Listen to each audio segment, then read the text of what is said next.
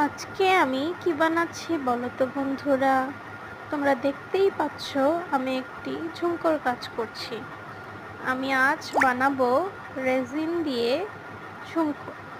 তার জন্য আমি প্রথমেই রেজিনের সাথে হোয়াইট মেকআপ পাউডার মিক্স করে নিয়েছিলাম, যাতে খুব সুন্দরভাবে একটি লুক দেয়। মিক্স করা শেষে আমি ঝুমকা বেসগুলোকে প্রিপেয়ার করে নিয়েছি। রেজিন ঝুমকো বেসগুলোকে আমি রেজিন টেপের সাহায্যে আটকে নিয়েছিলাম খুব সুন্দরভাবে, যাতে পড়ে না যায়, চারদিকে ছড়িয়ে না যায়। রেজিনের কাজই হলো ছড়িয়ে যাওয়া, তাই আমরা খুব সুন্দর করে রেজিন টেপ দিয়ে আটকে নিয়েছিলাম।